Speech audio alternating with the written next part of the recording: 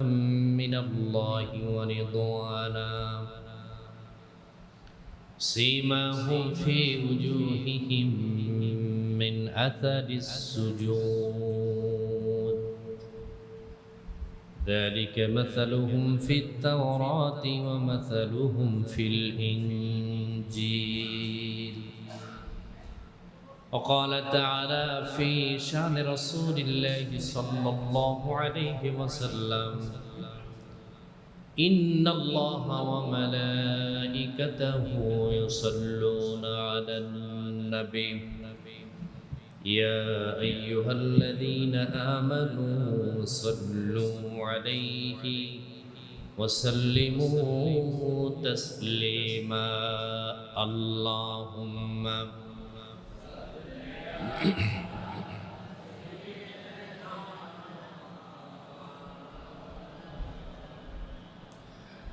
وعلى آل سيدنا مولانا محمد اللهم صل على مولانا محمد وعلى آل سيدنا صل على نور خدا محمد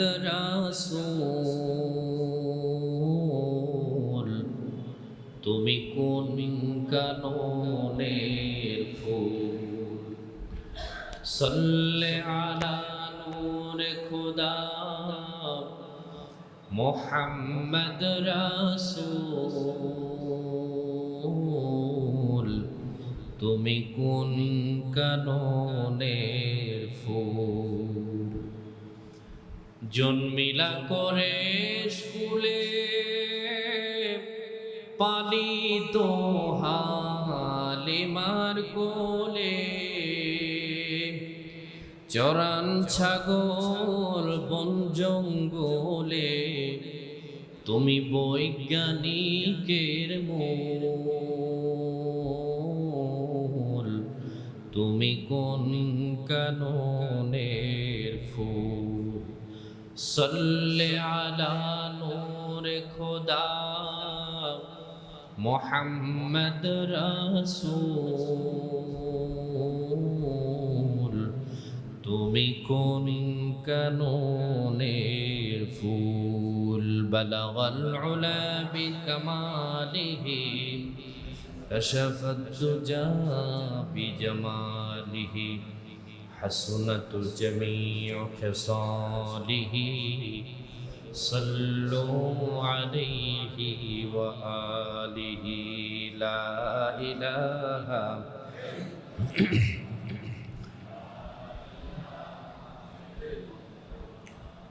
لا إله إلا الله لا إله إلا الله لا إله إلا الله لا إله إلا الله محمد رسول الله صلى الله عليه وسلم الحمد لله আল্লাহ তাআলার দরবারে শুকর গুজার করছি যে মনিব আমাদেরকে পবিত্র রবিউল আউয়ালের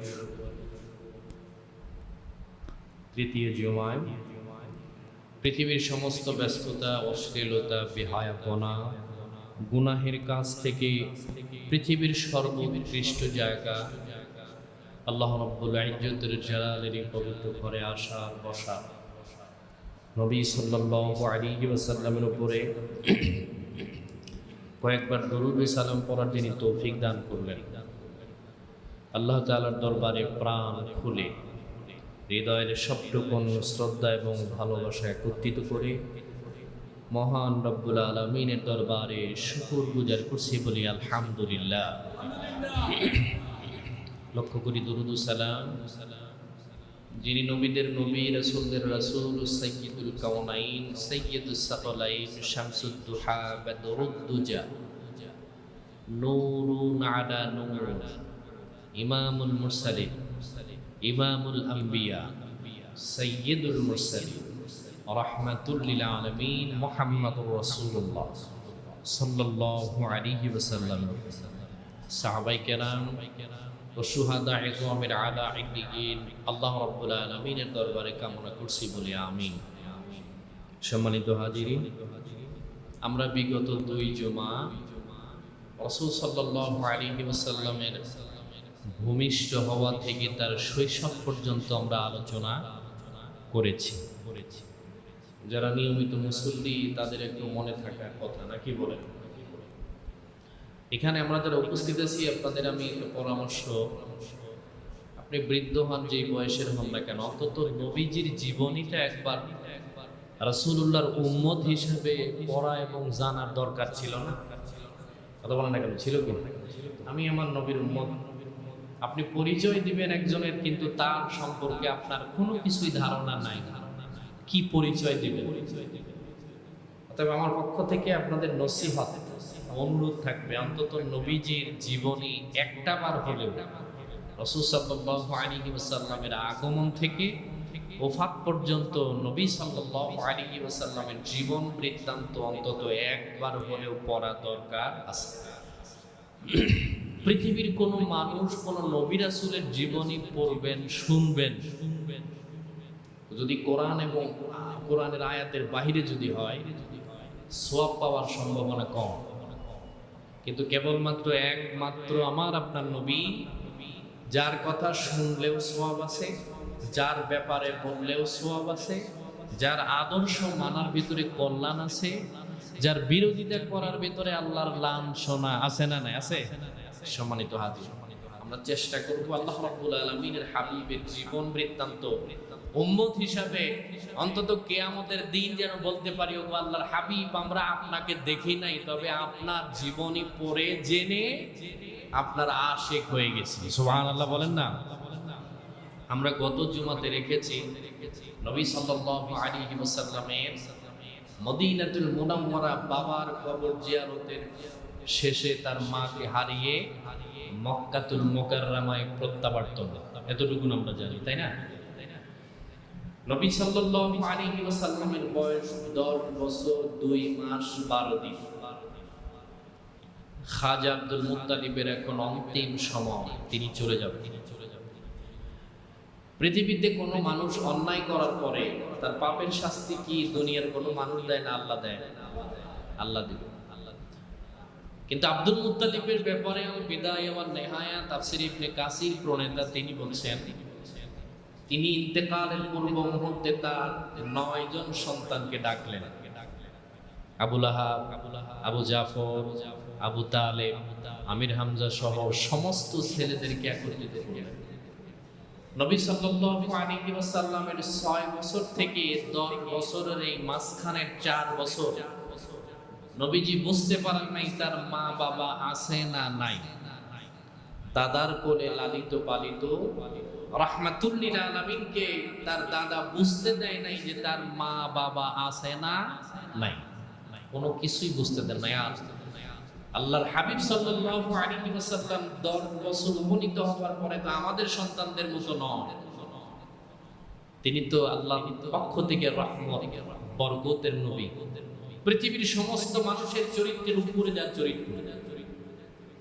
আল্লাহর হাবিবের দাদা আব্দুল মুত্তালিব তার সন্তানদের 9 জনকে ডাকলেন, নাতি মুহাম্মদুর রাসূলুল্লাহকে পাশে নিলেন, আবু জাফরকে ডাক দিলেন, আমি হয়তো আর বেশিক্ষণ বাঁচব না, দুনিয়া থেকে চলে যাওয়ার সময়, তবে আমার চিন্তা তোমাদের সন্তানদের ব্যাপারেও নয়, তোমাদের জন্য নয়, আমার চিন্তা হচ্ছে রাহমাতুল লিল আলামিনকে নিয়ে, কারণ তার মা নাই বাবাও নাই, শুধুমাত্র আমি তার অভিভাবক। এখন এতদিন পর্যন্ত তোমাদের উপরে কোনো দায়িত্ব ছিল না আমার সন্তানের ব্যাপারে, রাহমাতুল লিল আলামিনের ব্যাপারে তোমাদের কোনো চিন্তা ভাবনা ছিল না, কিন্তু আমি দুনিয়া থেকে যাওয়ার পরে আমি আব্দুল্লাহর মোলা রাহমাতুল্লিল আলামিনকে একজন উপযুক্ত মানুষের হাতে সুপর্দ করে দিতে চাই। সুবহানাল্লাহ।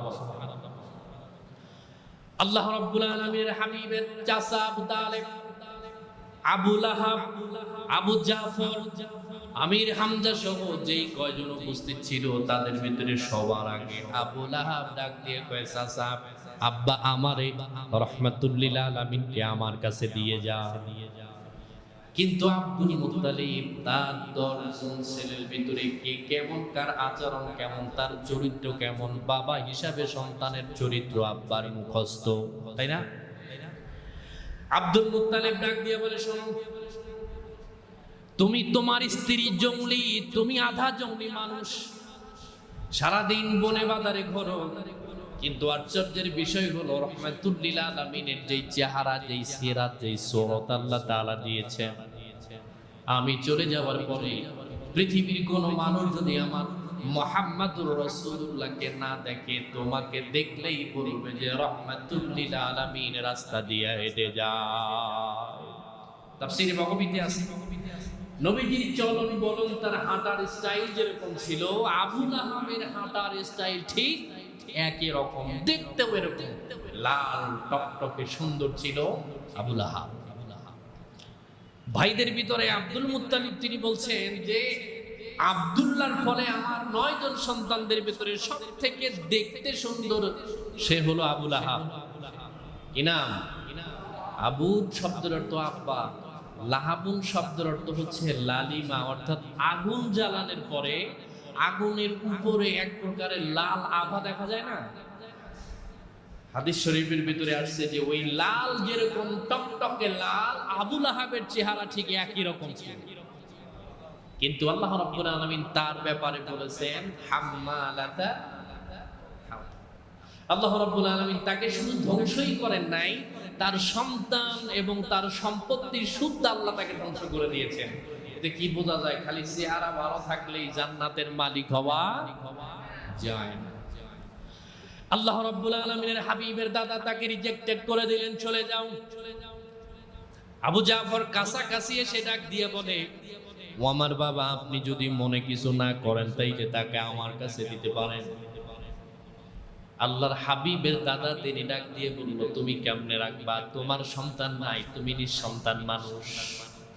আমি তোমাকে বলি, তুমি শুনে রাখো, যেই ব্যক্তির সন্তানাদি হয় না সে অন্য মানুষের সন্তানের মহাব্বত দরদ বুঝতেও চায় না। তোমাকে দেওয়া। আমির হামজা ডাক দিয়া বলে, তাইলে আমারে দাও। 1 জন 2 জন করে করে 8 জন সন্তান তার কাছ থেকে মাহরুম হয়ে ফেরত গেল। সবার শেষে চাচা আবু তালেব বাবার মাথায় হাত রেখে ডাক দিয়ে বলে, ও আব্বা, আপনি আমার সচ্ছল অবস্থার সম্পর্কে ভালো জানেন। আমার সন্তানদেরকে নিয়ে আমি ঠিক মতো আমার পরিবারটা ঠিক মতো চালাতে পারি না, নিজের জীবিকা নির্বাহ করতে পারি না। তবে তুমি যদি যাও, আমার আত্মবিশ্বাস ওই কাবার যিনি মালিক তার উপরে ভরসা রেখে বলছি, যদি রাহমাতুল্লিল আলামিনকে আমার হাতে তুলে দাও, আল্লাহ হয়তো রহমত এবং বরকত দ্বারা আমার শূন্য ঘরটাকে পরিপূর্ণ করে দেবে। সুবহানাল্লাহ। মুশরিক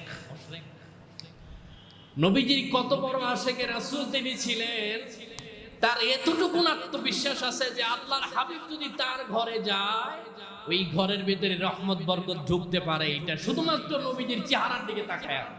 এই জন্য আল্লাহর হাবিব বলেছেন, যেই ঘরে সকাল সন্ধ্যা দুরুদ ও সালাম পড়া হয়, ওই ঘরের ভিতরে শয়তান তো দূরের কথা, শয়তান কাছে আসতে পারে না। ওই ঘর থেকে আল্লাহ তাআলা রোগ ব্যাধি বিতাড়িত করে দেয়। সুবহানাল্লাহ বলেন না? আপনি বলেন, ঘরে ঢোকার সময় আল্লাহ রাব্বুল আলামিন কোরআন শরীফে ঘোষণা দিয়ে দিয়েছেন, মুমিনগণ, তোমরা যখন কারো ঘরে প্রবেশ করবে তখন অনুমতি নিয়ে প্রবেশ করবে। লা তাদখুলু বুয়ুতাকুম, তোমরা কারো ঘরে প্রবেশ করার সময় অনুমতিবিহীন প্রবেশ করবে না। এখন আমি আপনাকে প্রশ্ন করি, যেই ঘরে মানুষ নাই ওই ঘরে অনুমতি নেবেন কেমনে? প্রশ্ন আসে কিনা? মানুষ নেই, আপনি অনুমতি কেমনে নেবেন? কিন্তু সেই ঘরে যাওয়া দরকার। আল্লাহ রাব্বুল আলামিনের হাবিবকে প্রশ্ন করা হলো, ইয়া রাসূলুল্লাহ, এই মক্কাতুল মুকাররমার ভেতরে এমন কিছু বাড়ি আছে 10 বছর 20 বছর হয়ে গেছে কেউ এই বাড়িতে যায় নাই, সেই ঘরে প্রবেশ করব আমরা কেমনে?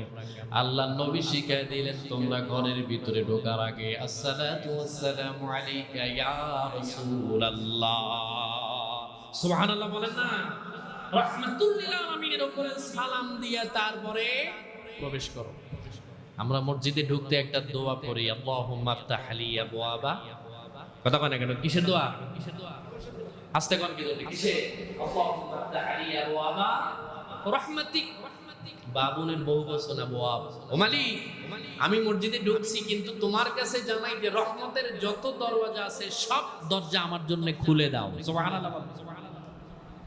তাফসীর ইবনে কাসির মুসলিম শরীফের হাদিস থেকে ইমাম মুসলিম রাহমাতুল্লাহ আলাইহি উল্লেখ হাদিস নকল করেছেন। তিনি বলেছেন, কোন ব্যক্তি যদি মসজিদে ঢোকার সময় আল্লাহুম্মা আফতাহ লি আবওয়াবা রাহমাতিক এই কথাটা বলে যদি কোনো ব্যক্তি ঢুকে মসজিদের আদব রক্ষা করে বাড়িতে যায়, ও বাড়িতে যাওয়ার আগে আল্লাহ তার রহমতের সব দরওয়াজাকে খুলে দেয়। সুবহানাল্লাহ।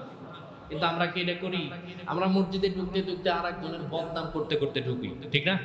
মসজিদে ঢুকতে কোন পা দিতে হয়, কোন পা দিয়ে বের হওয়া লাগে, 70 বছর হয়ে গেছে আমরা এখনো জানি না। অনেকে আছে না? না জোরে বলেন।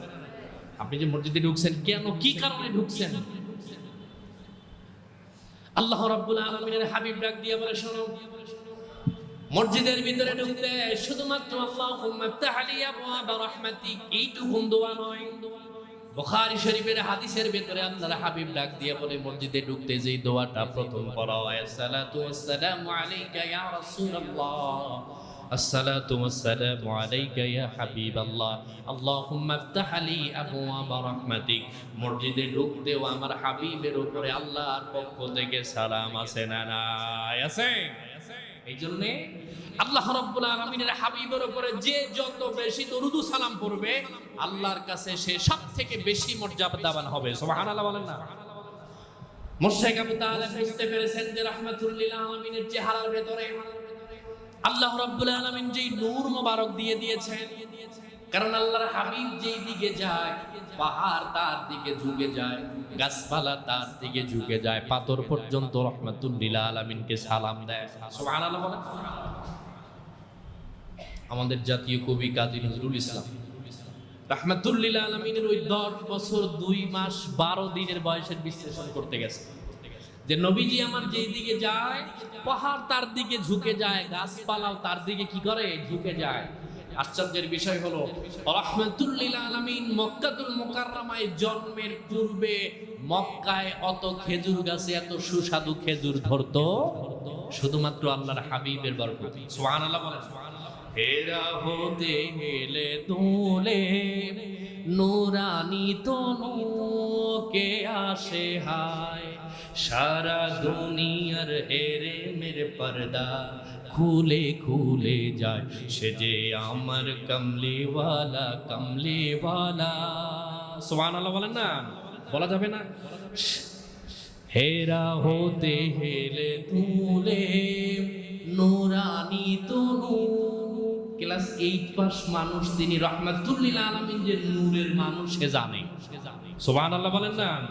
হেরা হতে হেলে দুলে নুরানি তনু কে আসে হায়, সারা দুনিয়ার হেরে মেরে পর্দা খুলে খুলে যায়, সে যে আমার কমলিওয়ালা কমলিওয়ালা, সে যে আমার কমলিওয়ালা কমলিওয়ালা। তার ভাবে বিভোল রাঙা পায়ের তলে, সুবহানাল্লাহ বলেন না? তার ভাবে বিভোল রাঙা পায়ের তলে, পর্বত জঙ্গম টলো মহলো টলে, খরমা খেজুর বাদাম জাফরানি ফুল, খরমা খেজুর বাদাম জাফরানি ফুল, ঝরে ঝরে যায় সে যে আমার কমলিওয়ালা কমলিওয়ালা, সে যে আমার কমলিওয়ালা কমলিওয়ালা। হেরা হতে হেলে দুলে নুরানি তনু কে আসে হায়, সারা দুনিয়ার হেরে মেরে পর্দা খুলে খুলে যায়, সে যে আমার কমলিওয়ালা কমলিওয়ালা, সে যে আমার কমলিওয়ালা কমলিওয়ালা। সুবহানাল্লাহ বলেন না। কাজী নজরুল তার বিশ্লেষণে বলেছেন, রাহমাতুল লিল আলামিন যে রাস্তায় হাঁটতেন, গাছের পাকা খেজুর রাহমাতুল লিল আলামিনের কদম মোবারকে ঝরে পড়তো। সুবহানাল্লাহ বলেন না। আমরা চিনি নাই, যার দাড়ি নাই কাজী নজরুল ইসলাম তাকে চিনেছেন, তিনি আশেকে রাসূল। সুবহানাল্লাহ বলেন না। তিনি কি? আশেকে রাসূল। খাজা আব্দুল মুত্তালিব তার সন্তানকে ডাক দিয়ে বলে, শোনো, আমি তো অপেক্ষা করতেছি, 8 জন সন্তান আমার কাছ থেকে সরে গেছে, তবে আমি তোমাকে ডাক দিয়ে বলি, রাহমাতুল লিল আলামিনকে তোমার হাতে তুলে দেওয়ার জন্য আমি অধীর আগ্রহ করে বসে আছি। সন্তান আমার, শুনে রাখ, তোমার সন্তানকে তুমি যেইভাবে লালন পালন করো, রাহমাতুল লিল আলামিনকে ওইভাবে লালন পালন করা যাবে না। তুমি তোমার সন্তানকে যদি খাটের উপরে রাখো, রাহমাতুল লিল আলামিনকে তার থেকে একটু উচ্চতায় রাখতে হবে। আর আমি তোমাকে ওসিয়ত করি, তোমার সন্তান যা খাবে, রাহমাতুল লিল আলামিনকে তার চাইতে যদি ভালো খাওয়াতে পারো, আমি আব্দুল্লাহর ছেলেকে তোমার হাতে সুপুর্দ করে দিতে চাই। সুবহানাল্লাহ। আবু তালেব তার বাবার বাধ্যগত সন্তান, শুধু কালেমা পড়ে নাই, এতটুকু অবাধ্য। তার আব্বাকে কথা দিল, আমার স্ত্রী ফাতেমা, আমার যে সন্তানটা আছে, আমার সন্তানের চাইতেও রাহমাতুল লিল আলামিনকে আমি উচ্চতায় রাখার চেষ্টা করব ইনশাআল্লাহ। রাখছে কি রাখে নাই? কথা বলে না কেন? রাখছে কি না? তার স্ত্রী জবাব দেয় যে আমার ছোট্ট সন্তান দুধের বাচ্চাকে নিয়ে আমি ফ্লোরের উপরে ঘুমিয়েছি, রাহমাতুল লিল আলামিনকে খাটের উপরে রেখে দিয়েছেন আবু তালেব। সুবহানাল্লাহ। এতটুকু ভালোবেসেছি। আল্লাহ রাব্বুল আলামিনের হাবিব তিনি লক্ষ্য করলেন তার চাচার বাড়িতে একটু অভাব অনটন। আগে তিনি ব্যবসা করতেন, এখন আর ব্যবসা করেন না। রাহমাতুল লিল আলামিনের চাচা আবু তালেব পরামর্শ নিলেন, তিনি একটু ব্যবসার উদ্দেশ্যে রওনা দেবেন, সিরিয়ার দিকে রওনা করবেন। রাহমাতুল লিল আলামিন যেন বুঝতে না পারে যে চাচা আবু তালেবের ভিতরে একটু অভাব অনটন চলে। আল্লাহ রাব্বুল আলামিনের হাবিবকে ডাক দিয়ে বলল, ওগো মুহাম্মদ, তুমি আমার সন্তানের সাথে তোমার যা মন চায় তুমি তাই করবে, খেলাধুলা করবে। আমি কয়েকদিনের জন্য একটু ভিন্ন দেশে চলে যেতে চাই, তুমি আমাকে একটু সহযোগিতা করবে কিনা বলো। তুমি আমার ছোট্ট সন্তানদেরকে দেখবা, বড় যারা আছে তাদের সাথে সহযোগিতা করবা। কিন্তু রাহমাতুল লিল আলামিন বায়না ধরেছে, চাচা আবু তালেবকে ডাক দিয়ে বলে, ও চাচা, আপনি ব্যবসার উদ্দেশ্যে রওনা করবেন আমি বুঝতে পেরেছি, যদি আপনি আমাকে সন্তান মনে করেন, আপনার ব্যবসায়ী কাফেলার সাথে আপনি আমাকেও সিরিয়ার দিকে নিয়ে যান। সুবহানাল্লাহ। রাহমাতুল লিল আলামিনের 10 বছর বয়স সংসারের হাল ধরেছেন, আর আমার সন্তান আব্বা রিকশা চালায়, পোলায় নেতায়, চুলের কাটিং দেখলে কুত্তায় ভেসকি মারে, এরকম নাই? কথা বলে না কেন? আছে না নাই? আল্লাহর হাবিব শিখিয়ে দিয়ে গেলেন, তোমার 10 বছর বয়স, তোমার আব্বার সংসারে যদি টানাপোড়েন থাকে, তুমি তোমার বাবার সংসারে সহযোগিতা করো। ঠিক কিনা? জোরে বলেন। আব্বাই জন্ম দিয়ে মানুষ করে, নেতার সাথে ছবি তুলে ফেসবুকে পোস্ট করে, আমার অভিভাবক, তোর আব্বা কি তাইলে? কথা কেন কেন? আছে না না এরকম? আপনি কোন দল করেন আমার কোনো অসুবিধা নাই, কিন্তু আপনার বিবেক যদি একবার